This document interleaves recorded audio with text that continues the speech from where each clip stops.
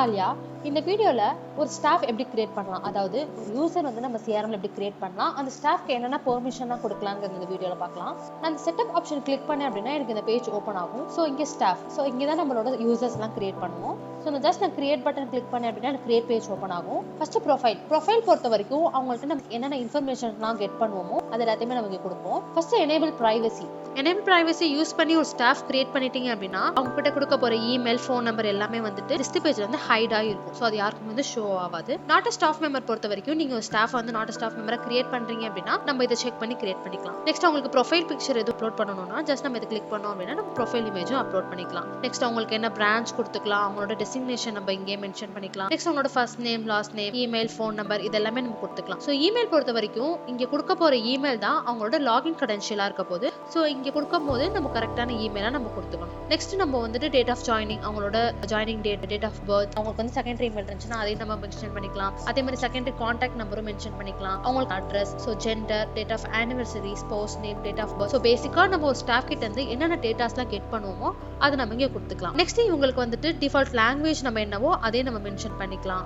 So இதெல்லாம் வந்துட்டு நம்ம கொடுத்துட்டோம் அப்படின்னா நெக்ஸ்ட் வந்துட்டு அட்மின் பெர்மிஷன் நம்ம கொடுக்கணும்னா ஜஸ்ட் இதை கிளிக் பண்ணோம் அப்படின்னா நம்ம அட்மின் பெர்மிஷன் இவங்களுக்கு கொடுக்கலாம். பாஸ்வேர்ட் பொறுத்த வரைக்கும் இங்க கொடுக்க போற பாஸ்வேர்ட் தான் இந்த யூசரோட பாஸ்வேர்டா இருக்க போகுது. ஸோ நான் வந்து இங்க இமெயில் சொன்னேன் இல்லையா, ஸோ இந்த இமெயில் வந்து அவங்களோட லாகின் கிரெடென்ஷியலான இமெயிலா இருக்கும், அதாவது யூசர் நேமா இருக்கும். கீழே நம்ம செட் பண்ண போற பாஸ்வேர்ட் தான் அவங்களோட பாஸ்வேர்ட். ஸோ இந்த இமெயில் பாஸ்வேர்ட் வச்சு தான் நம்ம வெப்லயோ ஆப்லயோ லாகின் பண்ணணும். இப்போ நம்ம ஒரு ஸ்டாஃப் கிரியேட் பண்ணதுக்கு அப்புறம், அதாவது ஒரு நான் அட்மினா ஒரு ஸ்டாஃப் கிரியேட் பண்ணதுக்கு அப்புறம் உங்களுக்கு என்னென்ன பெர்மிஷன்லாம் கொடுக்கலாங்கிறத பார்க்கலாம். ஸோ இது நான் ஏற்கனவே கிரியேட் பண்ண எக்ஸிஸ்டிங் யூசர் இது. ஸோ இதை நான் கிளிக் பண்ணேன் அப்படின்னா உங்களோட ப்ரொஃபைல் பேஜ் எனக்கு ஓப்பன் ஆகும். ஸோ நாங்கள் ப்ரொஃபைல் இமேஜ் கொடுத்துருந்தா அந்த இமேஜ் எனக்கு ஷோ ஆகும். ஸோ நெக்ஸ்ட் வந்துட்டு அவங்களோட டோட்டல் லாக் டைம் அதெல்லாமே எனக்கு இங்கே ஷோ ஆகும். ஸோ ப்ரொஃபைலில் பொறுத்த வரைக்கும் நம்ம அங்கே என்னென்ன இன்ஃபர்மேஷன்ஸ் கொடுத்தோமோ அது எல்லாமே எனக்கு ஜஸ்ட் ஷோ ஆகும். இங்கே நான் சேஞ்சஸ் ஏதாவது பண்ணணும்னா நம்ம பண்ணிக்கலாம். அதே மாதிரி இவங்க வந்து ஒரு நான் அட்மினா இருக்காங்க, இவங்களுக்கு நான் என்னென்ன பெர்மிஷன்லாம் கொடுக்கலாங்கிறத பார்க்கலாம். ஸோ ஃபர்ஸ்ட் பெர்மிஷன் போயிட்டோம் அப்படின்னா ஃபர்ஸ்ட் கான்ட்ராக்ட், ஸோ அனௌன்ஸ்மெண்ட், இந்த சைடில் நம்மளுக்கு இருக்க எல்லா மாடல்ஸுமே நம்மளுக்கு இங்கே ஷோ ஆகும்.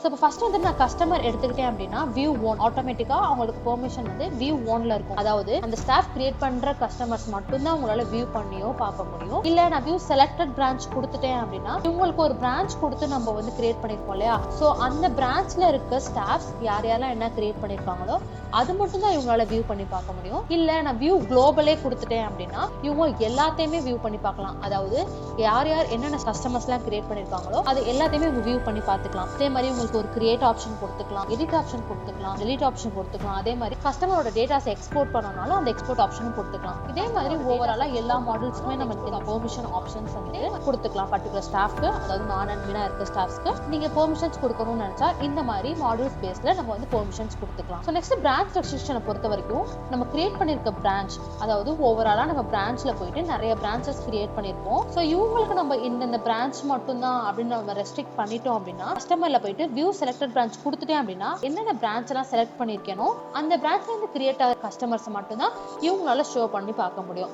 அதுக்கு தான் பிரான்ச் ரெஸ்ட்ரிக்ஷன். செக்யூரிட்டி பொறுத்த வரைக்கும் இந்த ஸ்டாஃபை நம்ம மொபைல் அப்ளிகேஷன்ல யூஸ் பண்ண விடலாமா வேணாமா, எஸ் கொடுத்திருந்தா இவங்க மொபைல் ஆப்ல யூஸ் பண்ணிக்கலாம், அதே மாதிரி நோ கொடுத்திருந்தா இவங்க வந்து மொபைல் ஆப்ல யூஸ் பண்ண முடியாது. ஸோ இந்த டேட்டாஸ்லாம் கொடுத்துட்டு நான் வந்து சேவ் பண்ணேன் அப்படின்னா எனக்கு வந்து ஸ்டாஃப் வந்து அப்டேட் ஆயிடுவாங்க. ஸோ நெக்ஸ்ட் நோட்ஸை பொறுத்த வரைக்கும் இந்த ஸ்டாஃப் சம்பந்தமா அட்மின் யாராவது நோட்ஸ் போடணும் அப்படின்னு நினைச்சாலும் நம்ம நோட்ஸ் போட்டுக்கலாம். கிரியேட் நோட் மூலமா நம்ம நோட்ஸ் கொடுத்துக்கலாம். ஸோ டைம் ஷீட் பொறுத்த வரைக்கும் இவங்க வந்து டாஸ்க் எல்லாம் எவ்வளவு நேரம் டைமர் ஆன் பண்ணி ஒர்க் பண்ணிருக்காங்க அப்படிங்கறதையும் நம்ம எடுத்துக்கலாம். லாகின் ஹிஸ்டரி பொறுத்த வரைக்கும் இவங்க வந்துட்டு வெப்லயோ இல்ல மொபைல் அப்ளிகேஷன்லயோ லாகின் பண்ணிருந்தாங்கன்னா அதோட லாகின் ஆக்டிவிட்டியும் நம்மளுக்கு இங்கே காட்டும். எப்போ லாகின் பண்ணிருக்காங்க, எப்போ லாக் ஆஃப் பண்ணிருக்காங்கன்றத முத கொண்டு நம்ம இதுல பாத்துக்கலாம். ஸோ நெக்ஸ்ட் பார்த்தோம் அப்படின்னா இப்போ நான் கிரியேட் பண்ண ஸ்டாஃபுக்கு நீங்க லைசன்ஸே ரிமூவ் பண்ணணும்னு நினைச்சாலும் ரிமூவ் லைசன்ஸ் கொடுத்து நம்ம வந்து ரிமூவ் பண்ணிக்கலாம்.